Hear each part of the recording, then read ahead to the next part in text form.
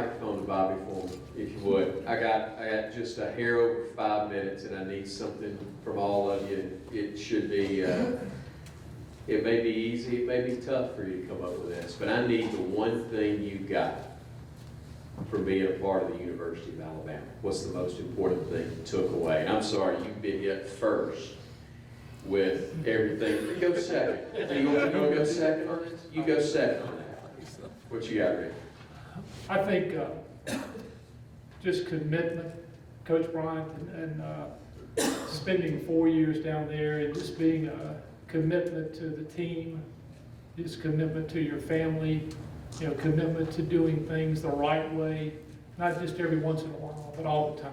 And that's one of the things that I've learned from Coach Bryant and the way that the coaches handled everything. It was just a total commitment to being the best that you can be, not just while you were a student athlete, but afterwards. And that's what a lot of people, I think, they forget about that with Coach Bryant. I mean, Coach Bryant was so committed to his players, and he didn't care if you were All-American or you were the 14 guy. If you were committed and did things the right way, he would do whatever he could after your playing days were over and helping you get a job and all that kind of stuff. And that was one of the things I think commitment was the thing that impressed me. And I came from a background where that's what I was raised on, that my mom and dad taught us that same thing too. But Coach Bryant, there was emphasis on that in everything that we did. Coach Jones, you can go next or last. It's totally up to you, whichever you want to do. I'd go. All right. I'd say commitment, never quit, never quit. I remember my freshman year, of course I was disappointed because I didn't get to play quarterback. But we went to Tulane to play a freshman game, and I'd got myself in a position that I'd been playing a little bit of defensive back.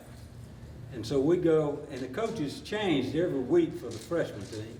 You never knew who was going to travel with you.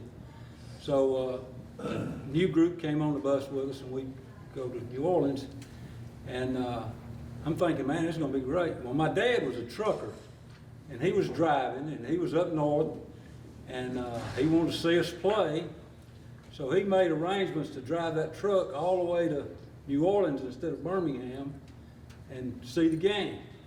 And I knew he was going to a lot of trouble to try to see the Tulane game. So we go to the game, and I know what's happened. My mom and sister have driven down too, and they've all gotten together, and they should be at the game. So I sat there the first quarter, and I don't get in the game. I'd been playing. I'd played a few games. Second quarter, I didn't get to play.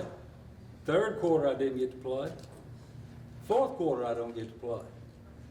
So I'm just devastated because I thought I should have played whether my dad was there or not. Right. But when he's making that much effort to see me play, I'm crushed. So after the game, I go to my dad and I'm saying, I'm just going to get back in the car with y'all, and I'm going to go home with y'all. I'm through with this. And he taught me how to quit. That's the only time I ever wanted to quit at Alabama. And he taught me, he said, no. He says, you get on the bus and you go back and you think about this thing and then decide what you want to do. And that was good. And then, of course, Coach Bryant was preaching that all the time. And he always talked about, you're going to have some tough times. And he'd ask a rhetorical question, what are you going to do? What are you going to do when this happens? What are you going to do when that happens? And that got into my head. And so ended up staying, and I guess it was a pretty good choice I made. Glad it worked out like that. It's awesome. What you got, Murray? First of all, I just want to say that I'm honored to be on this stage with these guys. I'm the one guy that didn't feel like they deserved to be up here. I appreciate the invite, Coach Gothard. But these guys are truly great players. And I don't know if you know, but there's 3 guys up here who wore number 19. Myself, Ricky, and Jeremiah. And Ricky was before me, and then Jeremiah was after me. And I'm the least deserving of the number 19. But I just appreciate it. But for me, it goes with that. It's family. It's loyalty. The first time I met Antonio, I looked at him and, and I introduced myself, he introduced himself, and I said, man, you're a great player. He said, I heard all about you from Coach Oliver. And it was like we knew each other. And, every time I see him, it's great to see him. And, see guys out here like Mike Clements and Bill Searcy and Callies. You can go a long time without seeing someone, and then you see them, and it's like you never left them. I mean, because you shared something that most people can identify with. And they don't realize how hard you worked and the pride that Coach Bryant instilled in you for wearing that red shirt and what the university instills in you. And it's not only a love for each other, but it's a love for the university. And for me, it's just meant something all these years to know that I've got brothers who played there. We might not have played the same years, Right. but we share something that people have a hard time understanding, because you don't realize the work that goes into doing what you do. And yeah, you get a lot of accolades and a lot of recognition, but it's the guys that are up here that understand that. And that's why it's special that we come on a night like this and just sit here and just share this with these guys. It's really special to me. So.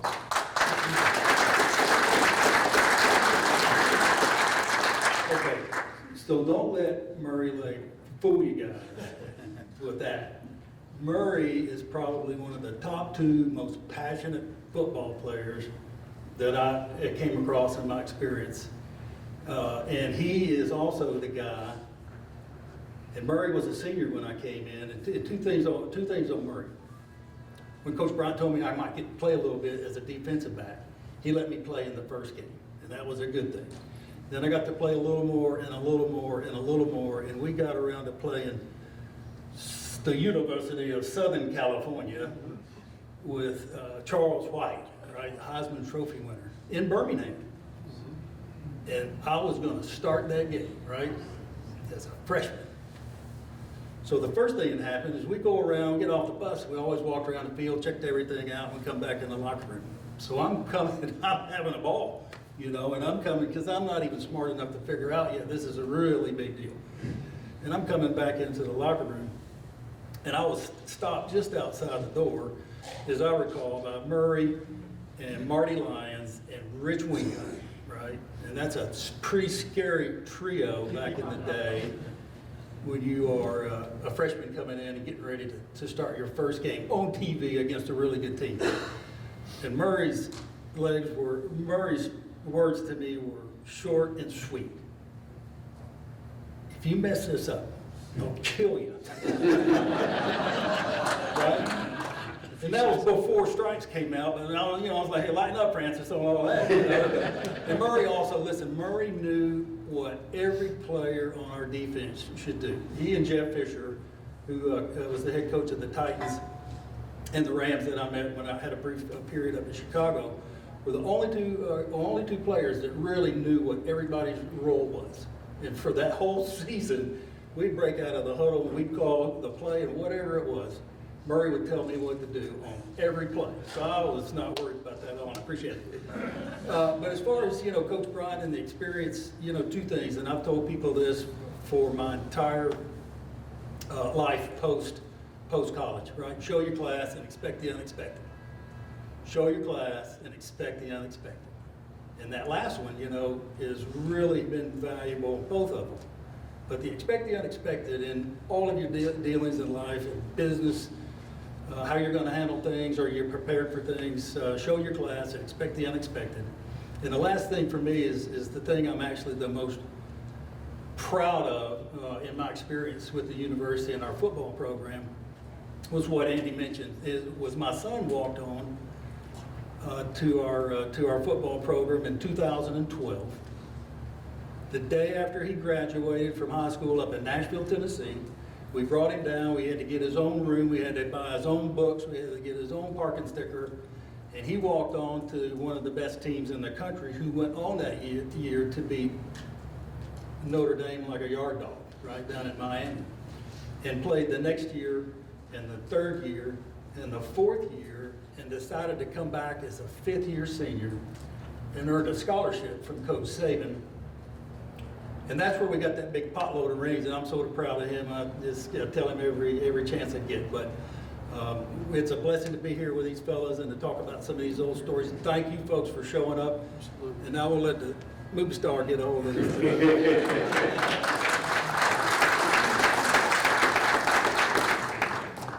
I'll make it real quick. Chris will tell you, they made fun of me a lot because they always said I was Coach Oliver's son.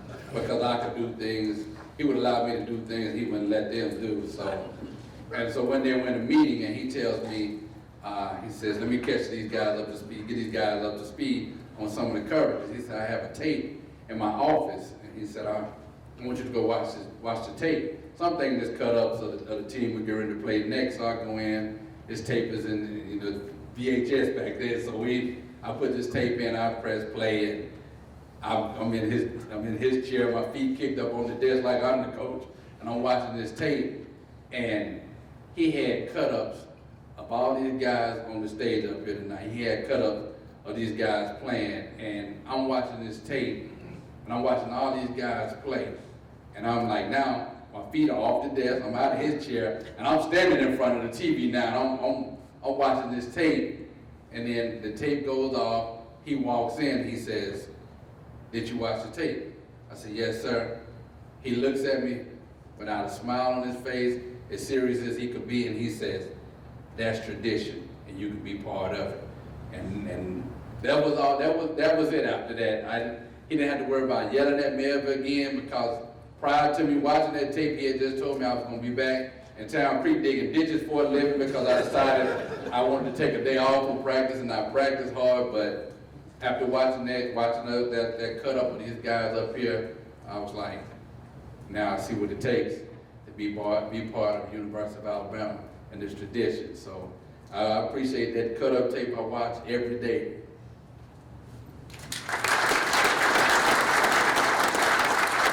Andy, I do want to follow up what Murray said. Thank you for putting this together. This is great, and I'm more than honored.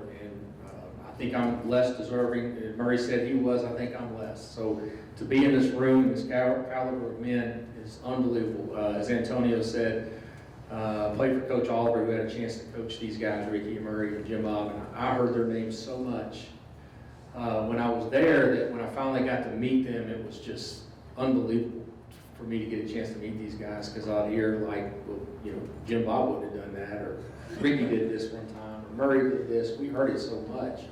But it was such just, and then for me, Lee Osmond, Jeremiah, and then obviously to get to play with probably the best defensive back to come through Alabama is just unbelievable. It was a dear friend of mine. So, the men, the caliber, the people they are, and the group of men, the people that are here is very humbling.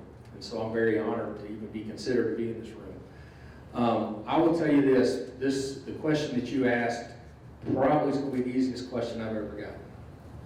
Because there's not a year that goes by, and there's not a time that I don't reference this, or use it for me in work, or use it with my kids, or use it with some form. I'm blessed to have the opportunity to help coach at a high school. So I had gotten to the University of Alabama and had started our first game. We come in there, we're watching film on Sunday, and we've all been there where you're watching a film and you messed up. And for some reason, before he gets to you, they'll just throw it like 5 or 6 times, and you're like, God, go to the next one. And and he just keeps running it over, and you're watching this, and you're just trying to hide in your chair. We've all been here, so y'all all know what that feels like.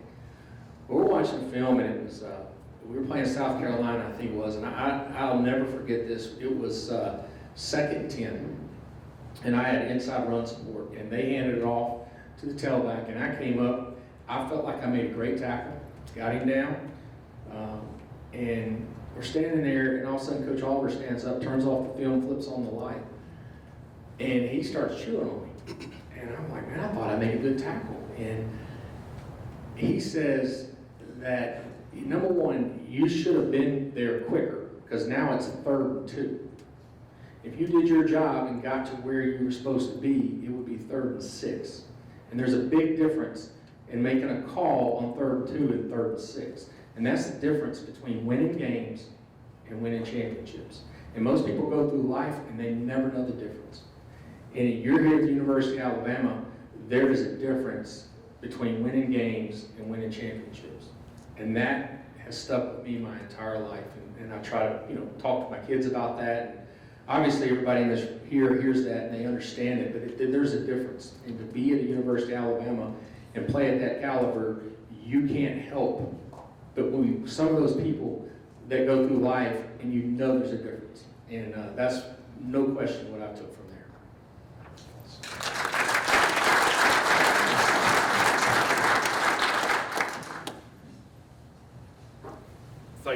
Thank you, Jim. Thank you for having me up here. How many of you remember Sesame Street? One of my favorite things as a kid, and there was a little skit that they did pretty often in it, and it was one of these things is not like the other. One of these things doesn't belong. And I'm the one.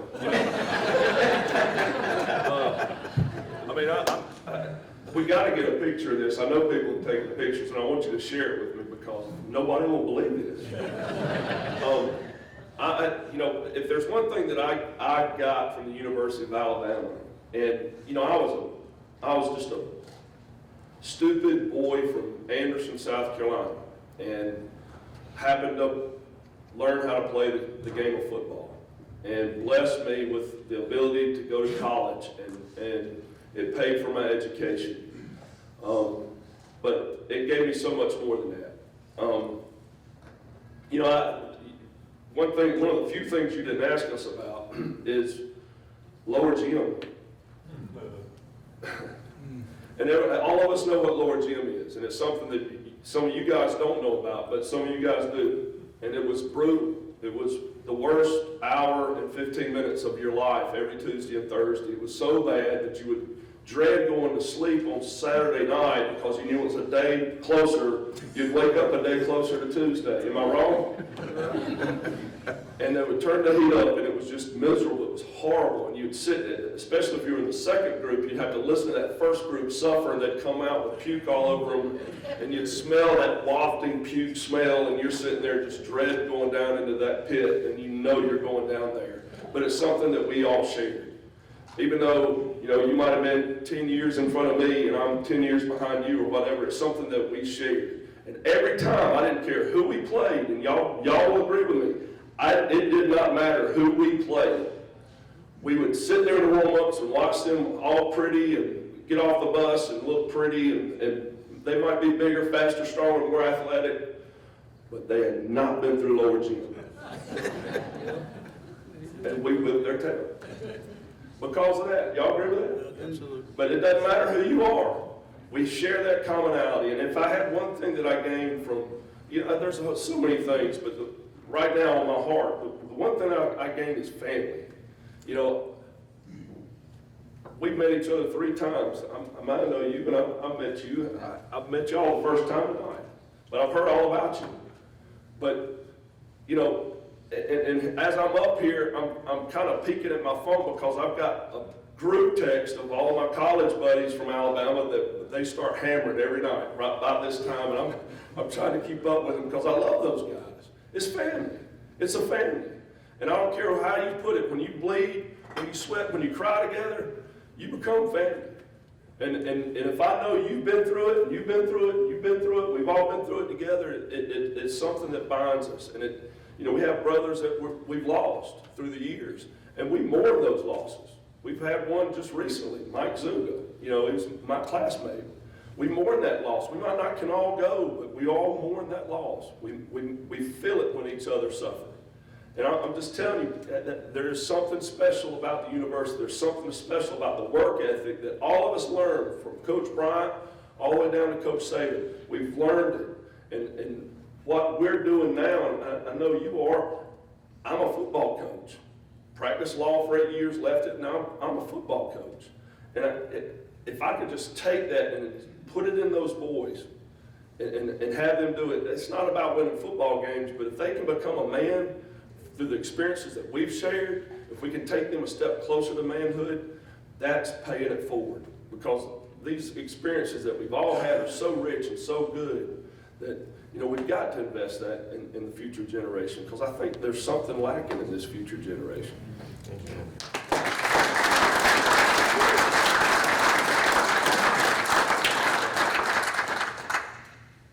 This year will be my 18th year as the chaplain for the University of Alabama football team. It's an unpaid position.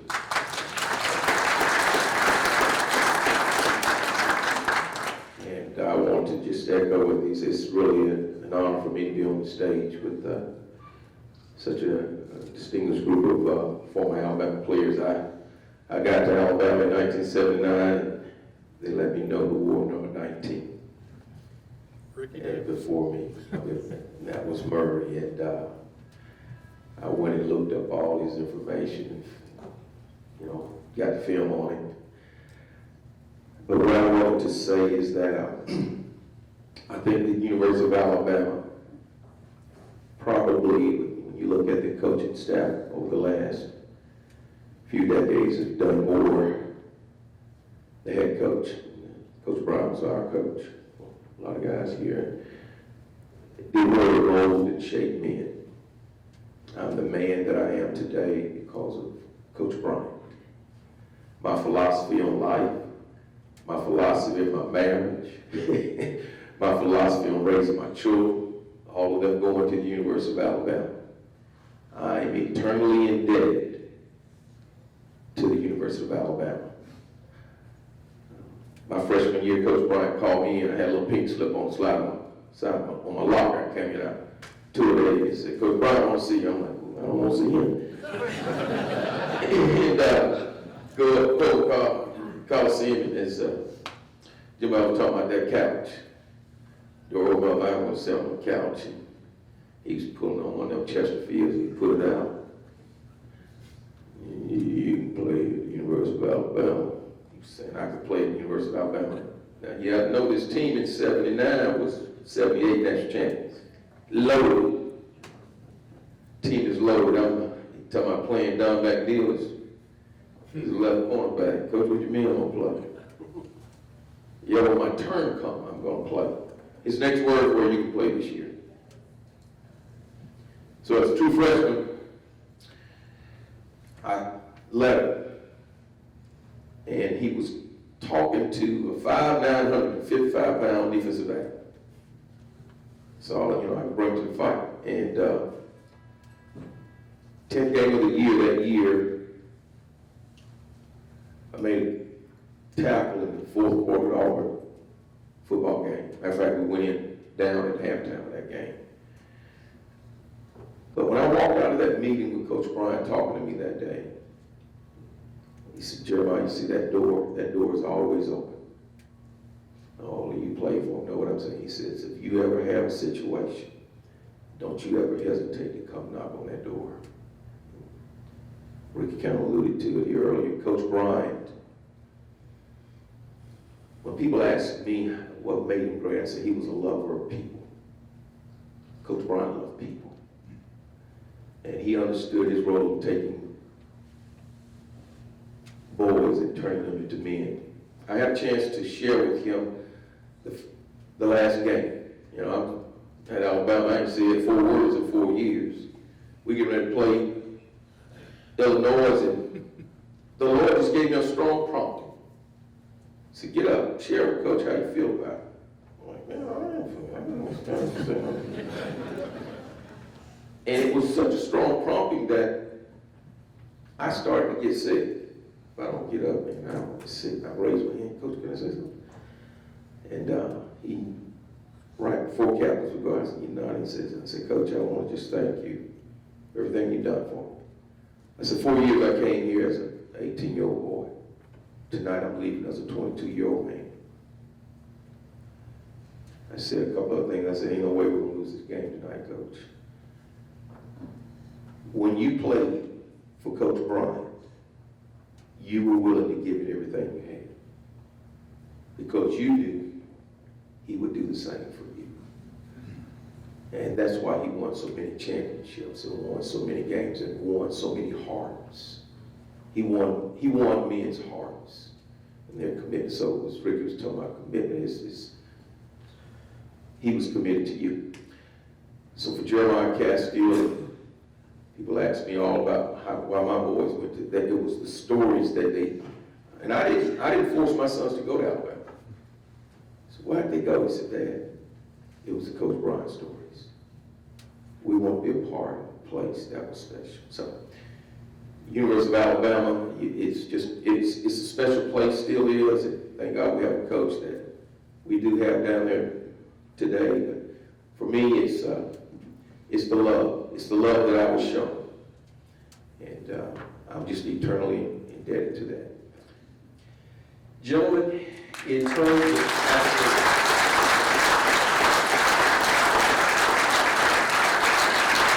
in terms of numbers, you are a small percentage of the University of Alabama, the Crimson Tide. You're only 8 up here, but you are a prime example who you are as players and who you are as men of why we are all fans, all of us fans of the greatest tradition in the history of college football. Thank you for what you did, for who you are, and thank you for being here tonight. You're fantastic.